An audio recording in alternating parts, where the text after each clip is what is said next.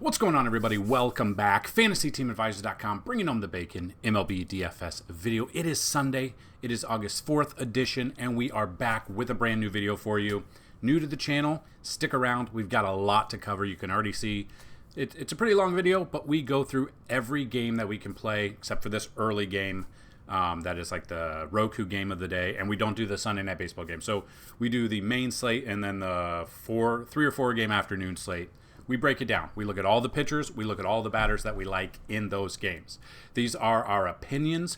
We can be right. We can be wrong. But stick around. If you find it helpful, useful, knowledgeable at all, hit that like button.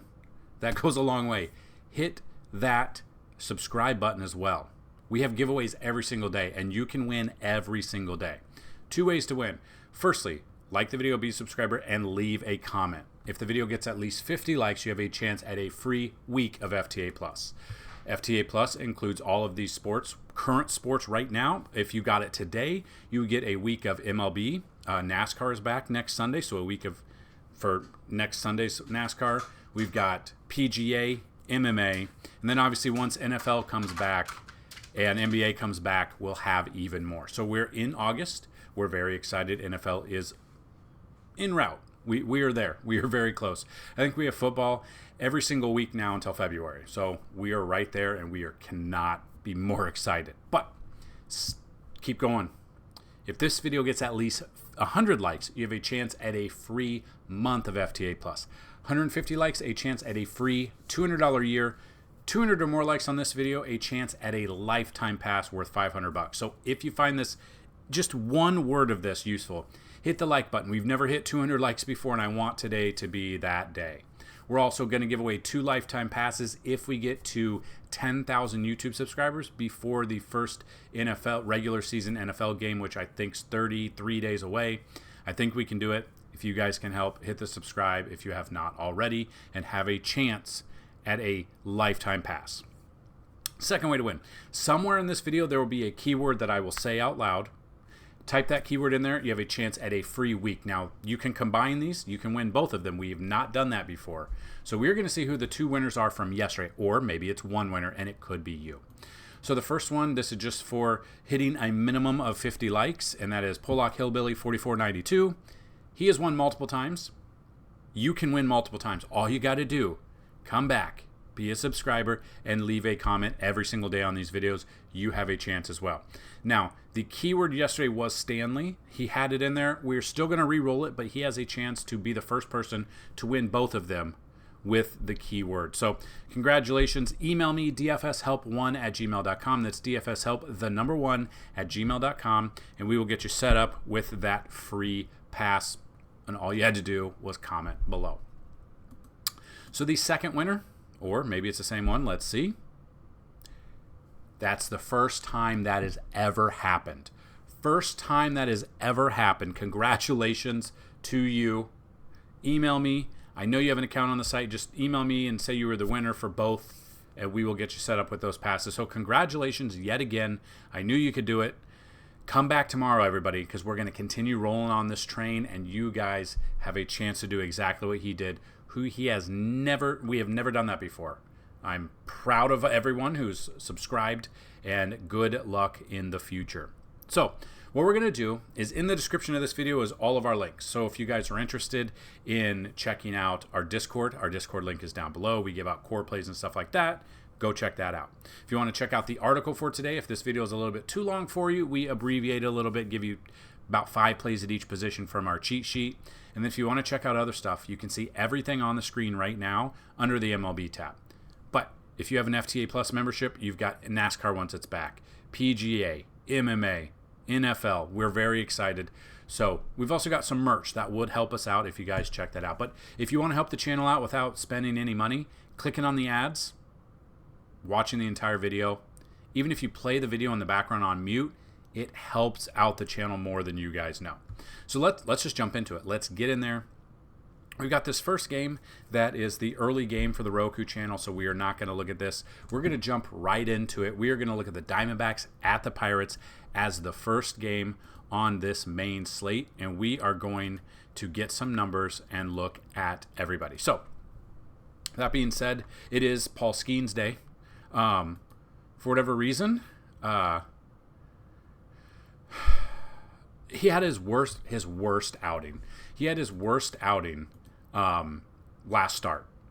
And by that, I mean 6 innings, 2 runs, 1 earned, 3 walks, only 6 Ks. That's his worst outing. You can see the lowest amount of Ks he's had, and that is his worst outing, 18.1. The runs were there. The walks definitely give up the fantasy points there. But you can see he's still going 100-plus pitches almost every single start. Splits-wise, he's going up against Arizona, pitching at home. At home, he actually has a 2.7 ERA compared to a .96 on the road.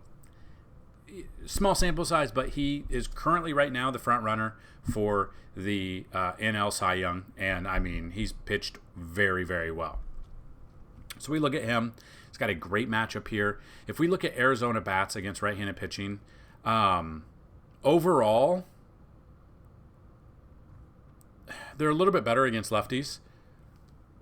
I know that Paul Skeens is great. He's fantastic. I love him here.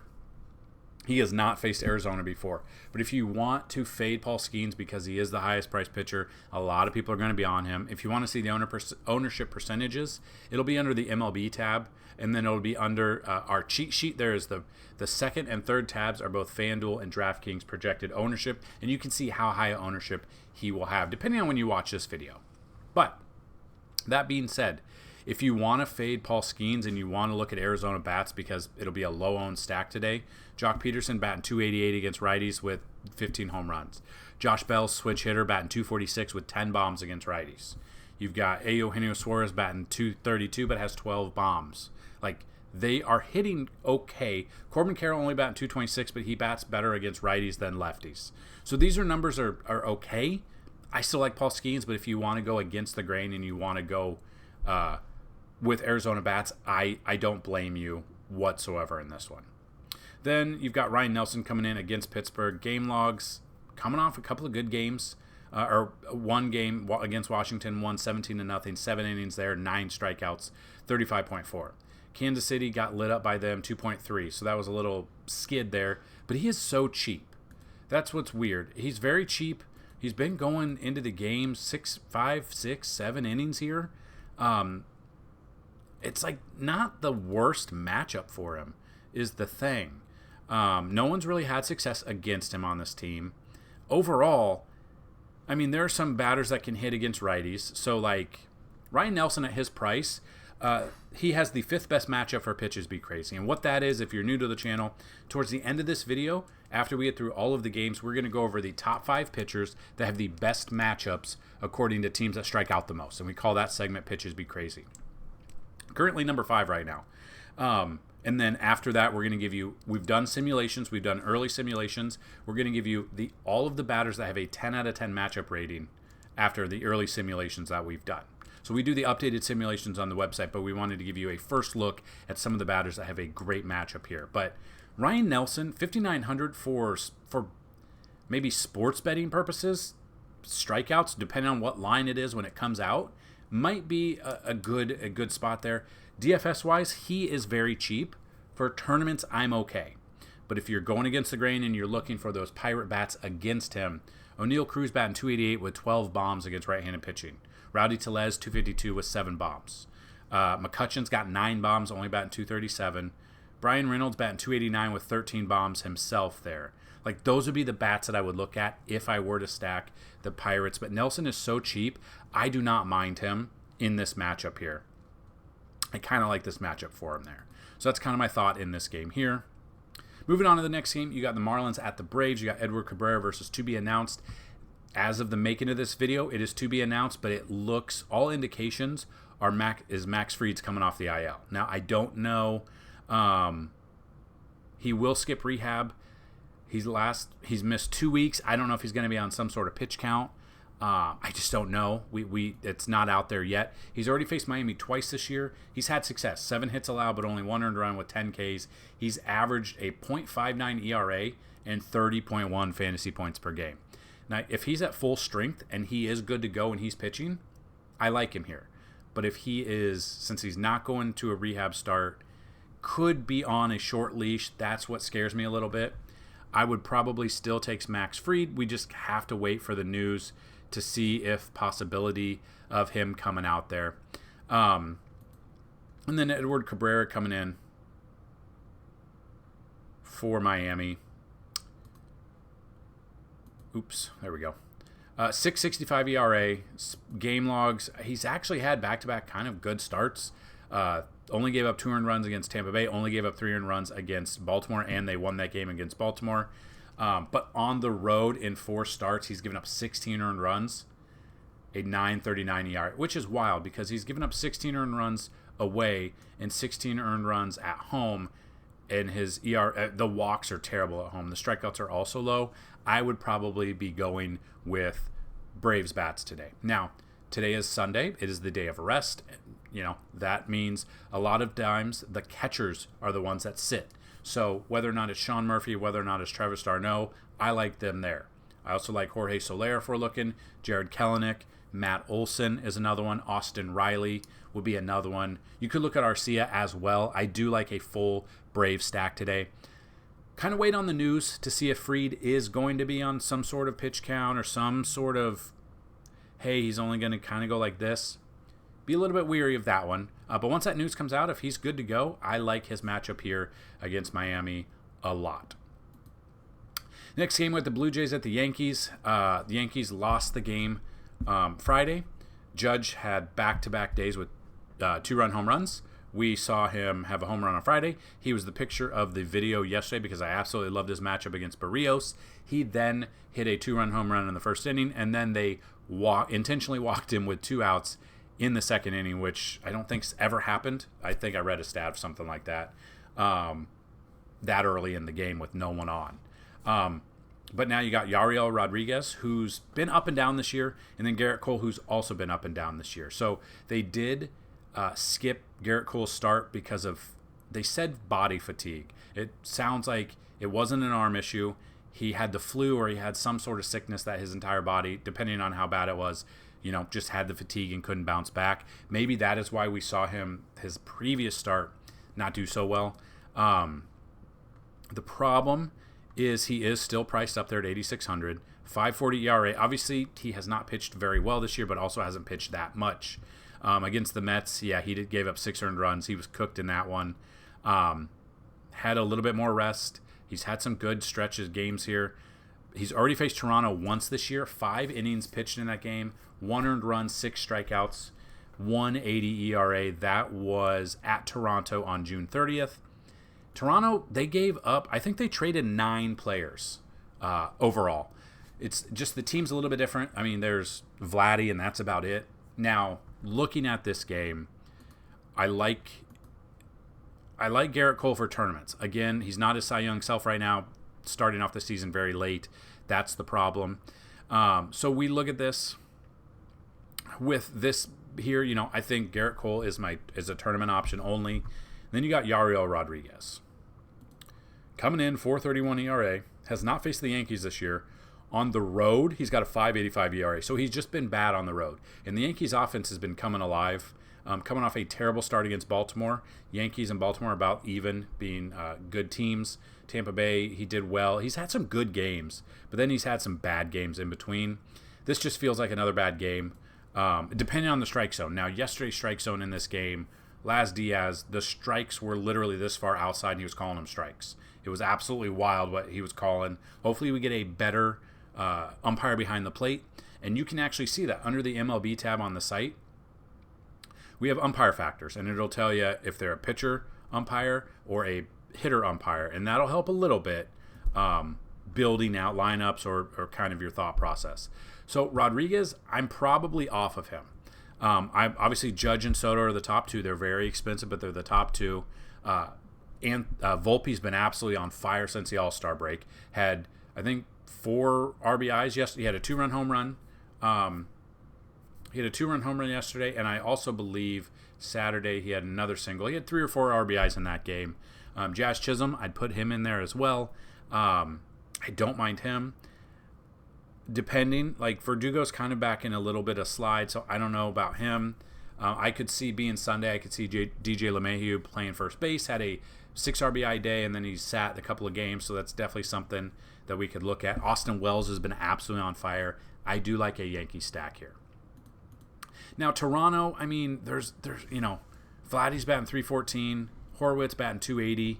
Then everyone else is real bad. They haven't been doing a ton. Vladdy's got 21 home runs. Ernie Clement's got 6. Schneider's got 10. Springer's got 13. Dalton Varshaw's got 13, but Varshaw batting under 200. I don't know if I like any of these Toronto bouts outside of Vladdy. Maybe Spencer Horwitz, and that's basically it. Again, anything can happen. Cole could have fatigue again, but I like the Yankee stack and Garrett Cole just a little bit more than I like Yariel Rodriguez or Toronto bats. The Brewers at the Nationals is next. Tobias Harris. It's not basketball. Tobias Myers versus Mitchell Parker coming up. So we look at this game. We've used both of these pitchers a couple of times this year, but overall not a ton. But looking at this, you got Myers coming in, 3.10 ERA, so a very good ERA. Has not faced Washington this year. Pitching on the road, he's actually been better on the road at 2.66 in 2 more starts. And then game logs, couple of games he really, especially at his price, he has not done a ton. And then they've never faced him before. And you kind of look at this. Myers for tournaments I'm okay with, but if we are looking at Washington as a stack, if the weather holds up, kind of Riley Adams batting 270 with a couple of home runs this year. C.J. Abrams batting 242 with 13 bombs. You got Luis Garcia batting 292 with 11 home runs. That's like it. You got Juan Yepes batting 319 and Alex Call batting 357. Don't know if they're going to be in that lineup, though, because those are very small sample sizes there. I don't mind Tobias Myers. Tournament, probably. I'm okay with that. Then you got Mitchell Parker, and if you've been with us this year, you know that we like to target Milwaukee bats against left-handed, and he has not done much lately. He's already faced Milwaukee once this year, only put 2.2 innings, 5 earned runs in that game. Started that game. That is kind of what I think might happen here. I'd rather go with the bats for Milwaukee. I would look at William Contreras batting 340 against lefties with a couple of home runs. Gary Sanchez would be a cheap option with 232 batting average with 4 home runs there. Sal Frelick batting 300. Blake Perkins batting 296. Jake Bauers batting 269. Willie Adames is another one that I like. I like a Milwaukee stack here, depending on the lineup that comes out, which it's early game, so we should see the lineup pretty early. In this game, I don't mind Myers for tournaments, but I absolutely love Milwaukee as a stack over Mitchell Parker and Washington Nationals bats here. Then we got the Orioles at the Guardians. Next game up. Both of these offenses are a really good offense. The Orioles are kind of struggling right now for whatever reason. I don't really know. You got Corbin Burns versus Gavin Williams. So Corbin Burns is the second highest priced pitcher on the slate, 2.53 ERA. He has not faced Cleveland this year. In his career, 40 plate appearances, 211. So not a ton. That's 3 to 4 starts of his career against them. He's had a great game against Toronto, middle of the game against Miami, great game against Texas. Couple of middle games here at the price. What we're looking for, basically on DraftKings, you're looking for about 20 to 25 fantasy points out of your starter. FanDuel, you're looking about 35 to 40 plus to feel real comfortable. I don't know if Corbin Burns can get to that because Cleveland's just a really good team, and they hit righties very well. Flip side of that, Gavin Williams. You could maybe take a little look at Gavin Williams just because Baltimore has been sliding a little bit, but Gavin Williams at home, 7.24 ERA in 3 starts. He has not been good. I'm probably fading both of these pitchers and going the offenses. So Baltimore offenses, anytime it's a righty bat, we're looking at Gunnar Henderson at the top. I don't mind Jackson Holliday. Maybe we look at him a little bit. Ryan O'Hearn batted 270 with 12 bombs. Colton Cowser, 255 with 12 bombs. Mullins, 11 bombs. Anthony Santander, 24 bombs. I do not mind Baltimore as a stack there. And I like Cleveland as a stack as well. Stephen Kwan, Jose Ramirez, Josh Naylor. Depending if he's in there. Bo Naylor. I don't mind Bo Naylor, but it's a Sunday. I don't know if he'll be in there. You've got Lane Thomas you could look at a little bit, but he does not hit righties as well. Maybe another one if you're trying to fill out a stack. Andres Jimenez here. So I'm avoiding the pitching in this one. I'm going strictly the bats. I like Baltimore a little bit more, but the way they've been playing, I don't mind Cleveland as a deep stack here as well. Then you got the Royals at the Tigers. You got Michael Wacha versus Detroit. According to MLB, they do not know who Detroit's going to be pitching. They think it might be Brian Sammons.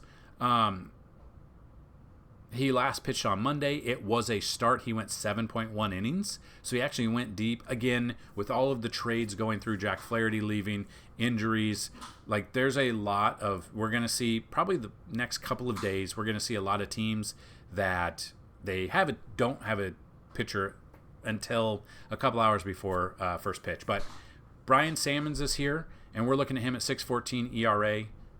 Throws lefty. I don't like that. I like Kansas City as a stack here. I love Salvador Perez against the lefty. He took Tariq Skubal deep the other day. He hits lefties well.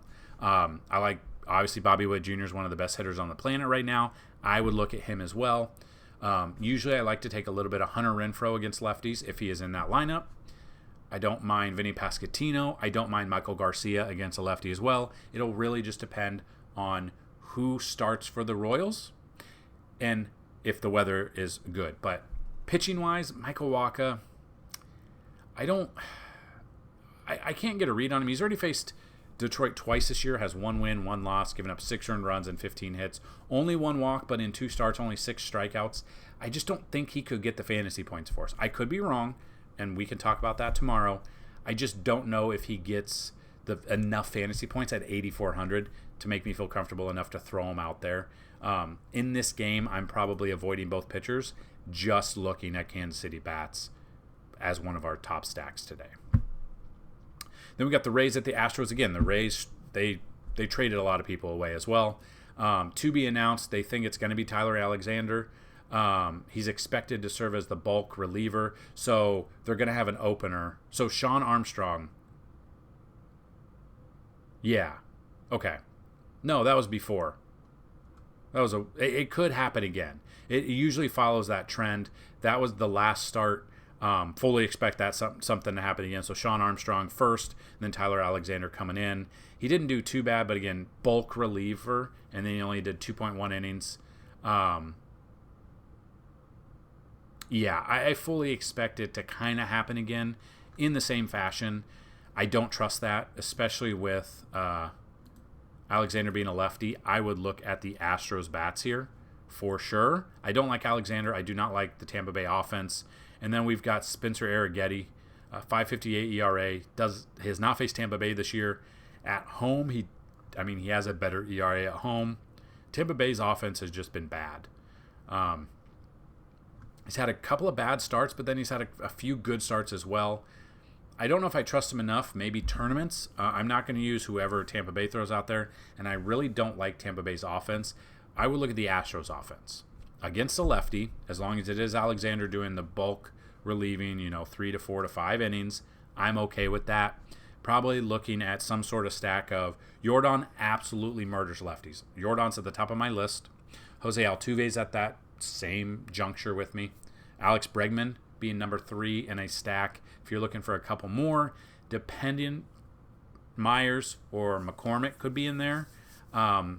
You could throw maybe a little bit of Jeremy Pena. It just really depends on the lineup that comes out. But I'm fading Tampa Bay, pitching and bats. Spencer Arrighetti, maybe a little bit for tournaments. Up in the air. If I make like 20 lineups, he would be in one of them.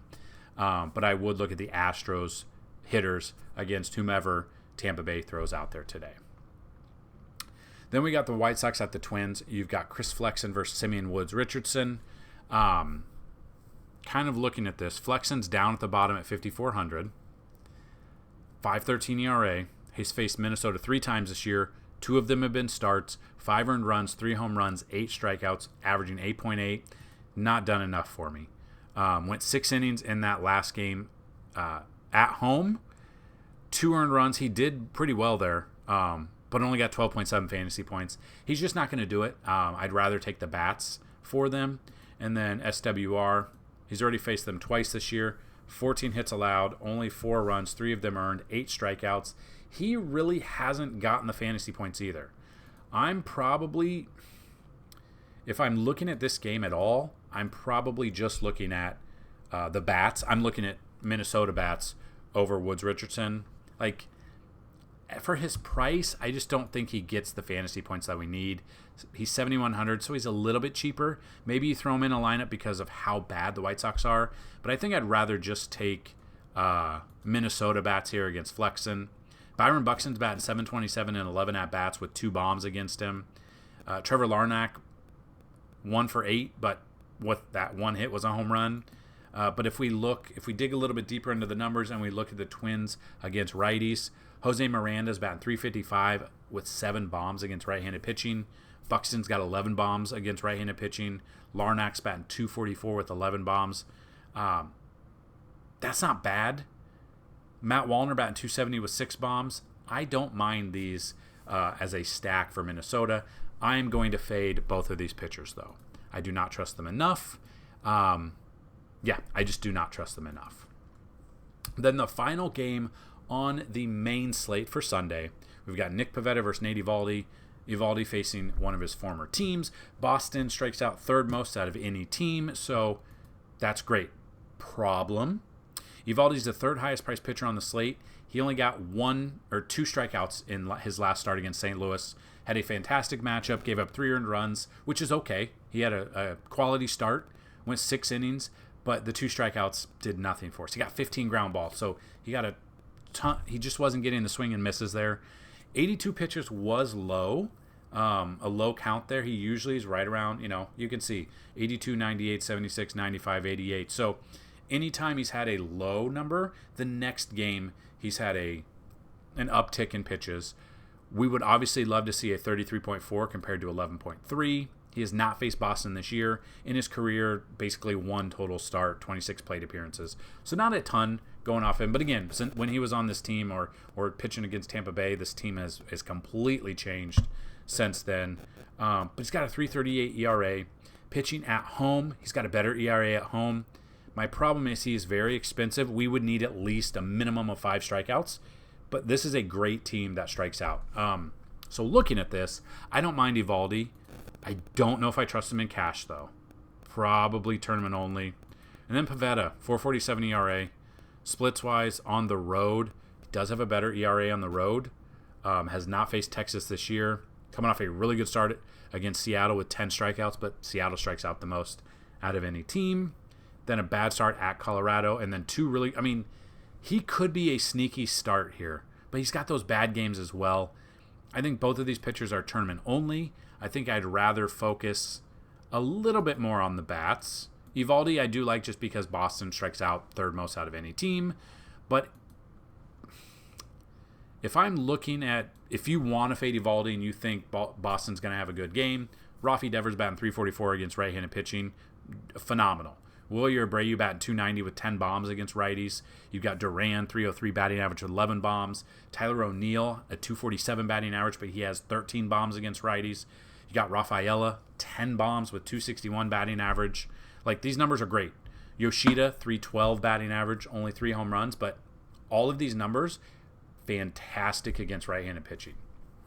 So if you want to fade Eovaldi because he is so high-priced up there, I don't mind Boston as a stack, and maybe you just want to go Eovaldi for sports betting because Boston strikes out as much. Against Pivetta, if we're looking at Texas bats, Simeon's the only one with a home run. And then the bats against righties. Josh Young, 304 batting average, but only 23 at-bats. Corey Seager batting 289 with 17 bombs against righties. Outside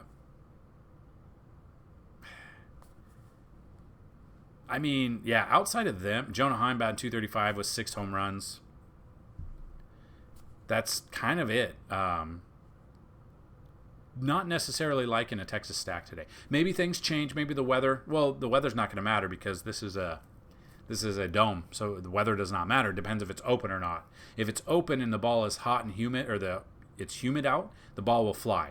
We will have that all on the cheat sheet. On our weather tab, we say there's a matchup rating for whether or not it favors pitchers or hitters. So you can look at that and you can see the difference there, and that'll be kind of where we are at there. So Depending on if the Dome is open, I might like the Texas Bats, but I kind of like Boston and Nick Pivetta to end the main slate right there. So there you have it. That is the main slate before we get into the afternoon slate. If you've got questions, let us know down below. And before we get to the afternoon slate of 4 games, today's sponsor, Outlier.bet. You guys have been here before. If you're new, Outlier.bet is a fantastic website that brings you insights, top bets, popular bets, games. So these are all from Saturday. But you can see FanDuel training parlay, the Diamondbacks at the Pirates, they had this as a stat or as a training parlay with 320 total bets. So you can go in there. You can go into Josh Bell hits. You can see his last 10. He's gotten a hit in 8 of those last 10 games. His last 20, 70% of the time. Head-to-head, 80% of the time. 2024, 62% of his games, he's had a minimum of 1 hit. If you guys saw our video from Friday, we went over pitchers with strikeout rates, and we went over hitters with 1+ hit. We went over, I think, 6 hitters. The ones we went through on Friday's video, which you can go back and check, they all hit. I put a part, and I showed you. You can add your bet here. You can go to your bet slip. You then can say, oh, I want to go to DraftKings, or I want to go to FanDuel. You can find the best odds there as well. And we added it to our slip. You can even add it to bet slip. It'll take you directly to DraftKings. Sign in, put that in your bet slip. We did that, and we won on Friday. So I love Outlier.bet. They have 2 different packages. First package, and the link is in the description. If you click that link, you sign up. There's a 7-day free trial. Go through that 7-day free trial, then purchase for either $30 a month, their regular package. If you do that, we'll give you a free month of FTA Plus on top of that. So you'll get a $30 value from our website as well. Then they have a pro package, which has EV Plus, boost, arbitrage, and middle bets and stuff like that. $130 for a month. Use our link. Go through the 7-day free trial. Once that is done, pay the money. Send us a screenshot. We will give you 3 months free of FTA Plus. That is sports betting and DFS using Outlier. Love Outlier. And you can see, you can go through games. You can see, for instance, the morning game. You can see how the batters do, if they've ever faced them, which they have not, against right-handed pitching, which batters do well against right-handed pitching, against left-handed pitching, if they're better, if they're worse, you can check it all out. Anyone who's had success against Robbie Ray, left-handed pitching, all the green, maybe Robbie Ray is not the way to go in this situation because the Reds generally pitch against lefties very well, or hit against lefties well, but that's all they faced in this series. So you can do a lot of things. You can do props. You can do EV Plus with the Pro version. And it'll show you the positive EV, where the odds are that you can get it, and everything like that. So we love Outlier.bet, not only because they are our sponsor, but because we use them every single day. Check them out. Sign up. Let us know that you signed up. After your 7-day free trial, we will get you set up with a free pass on top of it. And our passes can stack on top of each other. So if you win a pass on the daily giveaway here, you can still add that to your package right there as well. So Outlier.bet is the site for you. Now, we are looking at the afternoon slate here. 4 games. As of now, weather does not look like it is a concern. We should be good to go. We've got all the way from Zach Wheeler down to Osvaldo Bido, and we are going to talk about every single game. So the first game, you got Jose Quintana versus Griffin Canning. Quintana coming in, splits-wise, a little bit higher ERA, 3.89. I get that. On the road, he's actually been worse on the road. Game log-wise, 2 games good, middle of the road here, good game here, bad, middle. He's been up and down. The Angels, overall, they hit lefties a little bit better, I believe, than they hit righties. And we're using Outlier.bet on the screen, so we are hopefully helping you out. But the batters that have had success against, they really haven't seen much of Quintana. But against left-handed batting, Zach Neto batting 417 with 2 bombs. You got Luis Rengifo, if he's in there. I know he's been day-to-day, certain days, batting 352 with a home run. You got Stefanik, only 10 at-bats, but a 400 batting average. Joe Adell, only batting 235, but has 7 bombs. You got Kevin Pillar, who we usually love to take against lefties, batting 360 with 3 bombs, and then Taylor Ward batting 324 with 3 bombs against left-handed pitching. I do not mind them. I think Quintana is a tournament pick, but if you want to go with the Angels stack, I don't mind that either. Griffin Canning, I'm trying to think if we've used him much at all this year. Maybe a couple of times. Game logs. The thing is 6 innings against Colorado, 6 earned runs, 6 Ks, 26 batters faced, 8.7. He just has not hit value since Oakland, June 24th. So it's been a minute. About a month and a half since he's hit value. He's got a 5.32 ERA. I'm probably looking at the Mets as a stack here. JD Martinez, Francisco Lindor, Francisco Alvarez, Harrison Bader batting 299 against righties. You want to go cheaper, Jesse Winker with 10 bombs against righties, or maybe even a Tyrone Taylor, 275 there. Couple of cheaper options, Luis Torrens if he's in there, batting 292, or you could look at Jose Iglesias, also batting 292. Again, it's Sunday. Some of these teams, you're going to see some of these players that maybe you don't know or you haven't heard their name for a while. They might be in these lineups, so definitely pay attention when building your lineups out. Next game, you got the Dodgers at the Athletics. You got River Ryan versus Osvaldo Bido. So River Ryan, 0.82 ERA, 2 starts, 5.1 innings minimum, 1 earned run in a game last game, 8 strikeouts against Houston, who Houston overall strikes out the 3rd least of any team this year. So he actually had some good stuff. Now he goes up against Oakland in a great ballpark. They've never seen him before. I give the advantage to Ryan. The fact that he's 8,500, I don't love his price on DraftKings, but I'm okay with it in a 4-game slate like this. And then Bido coming in, game log wise, he's had a good, against Houston 5 innings, but 3.2, gave up 7 earned runs against the Angels. I'd rather take the Dodgers bats. Obviously Ohtani, Freddie Freeman, Teoscar Hernandez, I don't mind. Depending on who's in there, maybe Jason Hayward is in there. I don't mind Jason Hayward either, but I'm going to have River Ryan. I'm not going to have Bido, and I'm not going to have the Athletics. I'm not going to have their bats, and I'm not going to have any of Bido today. Now, I could be wrong. Maybe Bido comes out and throws a gem against the Dodgers. I personally do not see it, and I am going to fade him and the Oakland Athletics 100%. Then we got the Rockies at the Padres. The Cal Quantrill, I will always love Cal Quantrill now for what he said to Reese McGuire. 2 weeks ago? Or his last start, right? Let's see. No, 2 starts ago against Boston. If you don't know what I'm talking about, pause this video. YouTube Cal Quantrill versus Reese McGuire and go watch it. John Boy did a breakdown, but we saw it on TV. And if you don't know the background story, Reese McGuire was found in a Dollar Tree parking lot with his pants down and his hand. I don't know what I can say on these videos without getting demonetized. Go check it out. Not that video. There's no video. But go check out what Kyle Quantrill said. But I absolutely love what he said. But he's not the best pitcher. He's got a 4.50 ERA, 7 earned runs, 3.2 innings, 9 hits allowed against the Angels. He's already faced San Diego once this year. Actually had success against him, though. 6 innings, 1 earned run, 5 strikeouts, 20.1 fantasy points at his price. Fantastic numbers. I didn't see. Was that in Colorado or at San Diego? It was at San Diego, which it is again, and it is a pitcher's park. I think a lot of people are going to be off of him. I do not mind Cal Quantrill here. San Diego, for whatever reason, they're just not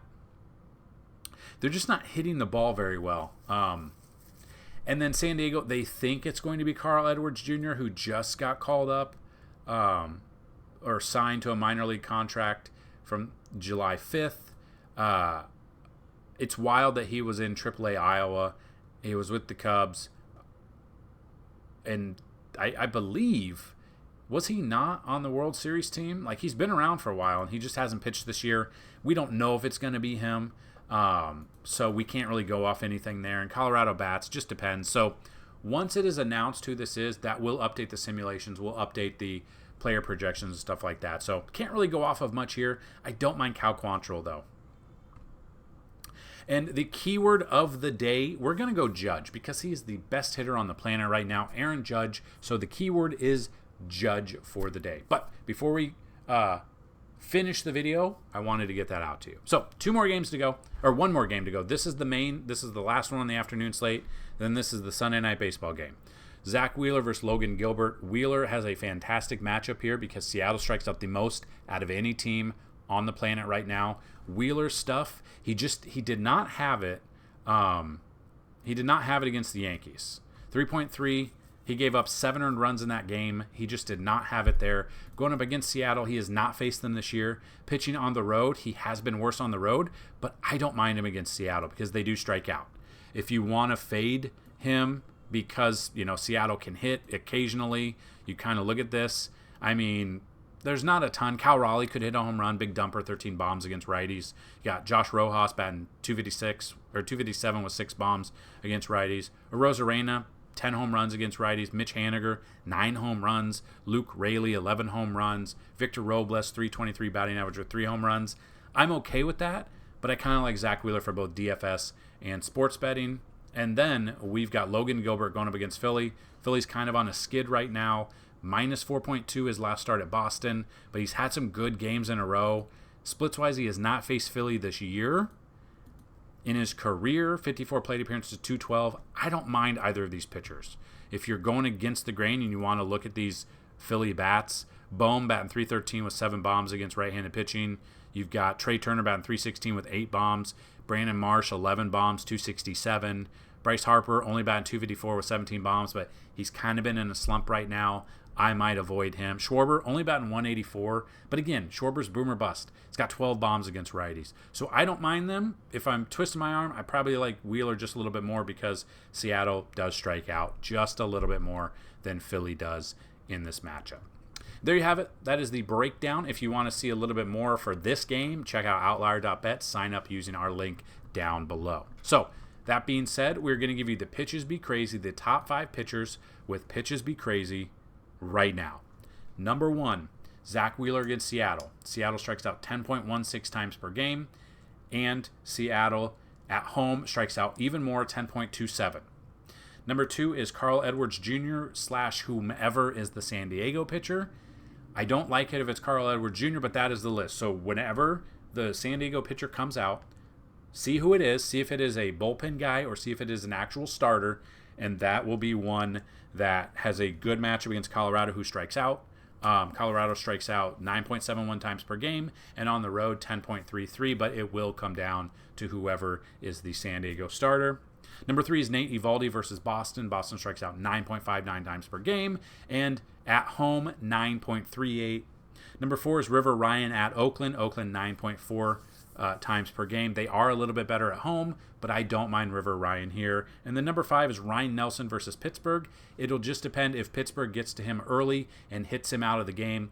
It might screw him over. Pittsburgh strikes out 9.15 times per game, and at home they strike out only 8.26, so they're a little bit better at home. So I don't love all of the pitchers here. I do like Zach Wheeler. I like River Ryan and Nate Eovaldi. That's probably it for the pitchers. And then finally, all of the batters that have a 10 out of 10 matchup rating. Not too many today, but we will go over them real quick. A few of them are Cubs in the game we can't play, but as of now, these are early. These will change. Number 1 is Seiya Suzuki. 2 is Juan Soto. 3 is Ian Happ. 4, Royce Lewis. 5, Adley Rutschman.